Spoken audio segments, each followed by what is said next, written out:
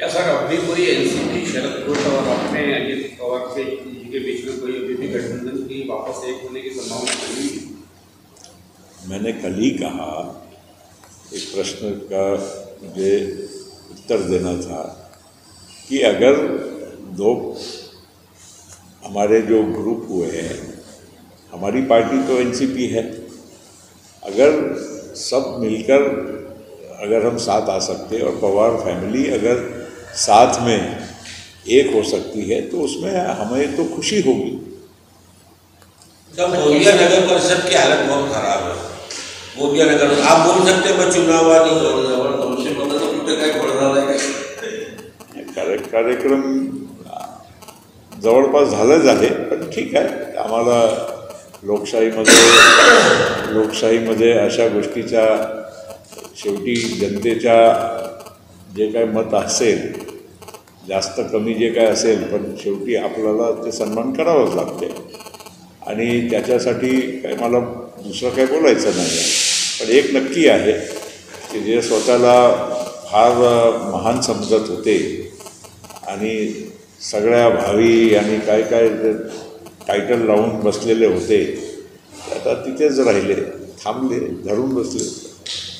Sir आपण मागच्या वेळेस बोलले होते किंवा नवी मुंबईचे विमान ज्या प्रकारे राष्ट्रवादीचे फक्त मोर्चामध्ये ते प्रकाश सावंत तुमचे नामदार आहे, त्यांनी पण एकदम विरोधात भाषण दिला होता तिथं। सुरेश धस तर होते ते भाजपचे आहेत, पण प्रकाश सावंत पण धनंजय मुंडे मंत्री यांच्यावर संतोष देशमुखचा हत्या प्रकरण अतिशय दुर्दैवी आहे, दुःखदायक आहे, धक्कादायक आहे आणि त्या असा प्रकरण कधीही घडायला नको हे या मानसिकतेचे आम्ही आणि सगळ्या महाराष्ट्राची जनता आहे।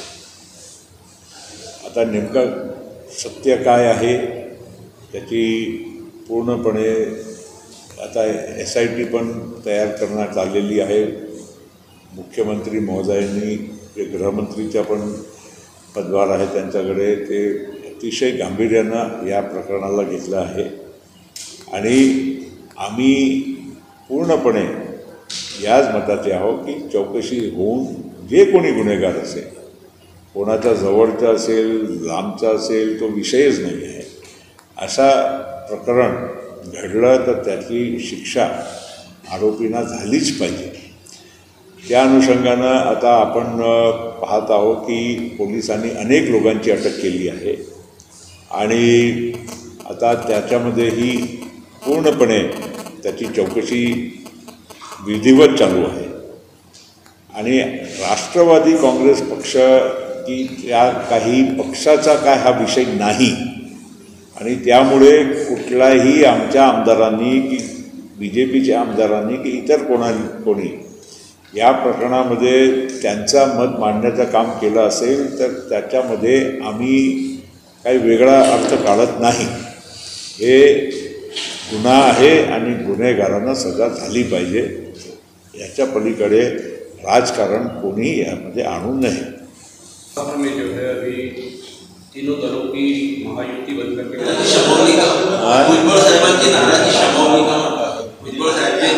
भुजबळ साहेब आमच्या पक्षाचे ज्येष्ठ नेते आहे आणि त्यांच्याशी जे काय बोलायचं असेल आम्ही बोलू। बाकी काही असा नाराजी आहे की बाकीच्या गोष्टी आहे असं समजू नका। आम्ही वेळोवेळेवर त्यांच्याशी बोलत आलेलो आहोत आणि जे काय असेल त्यांची सूचना त्याप्रमाणे आम्ही काही ना काही मार्ग काढू। सकाळी निवडणुकीवर आरोप लावलाय की तिथं वाल्मिक कराडला कोठडीमध्ये दिलेली आहे, तिथं त्यांच्या सेवेसाठी 5 फलक आणले, त्यामुळे यापूर्वी गरज नव्हती का? आता कोणी काय म्हटलं त्याचं उत्तर मी देत सेवा केली जाते असा हे तर वडेट्टीवारला जास्त माहीत असेल ते काय चाललं आहे, ते जाऊन पाहून आले असेल, ते काय मला माहीत नाही, कोणत्या आधारावर बोलले ते मला माहीत नाही।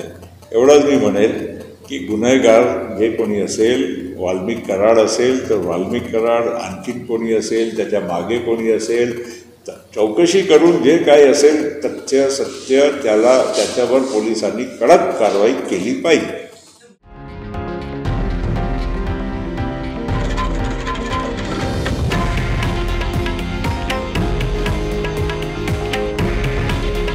हे आहे देशातील नंबर 1 न्यूज नेटवर्क आणि आपण पाहत आहात TV9 मराठी. काळजी तुमची, हित महाराष्ट्राचं.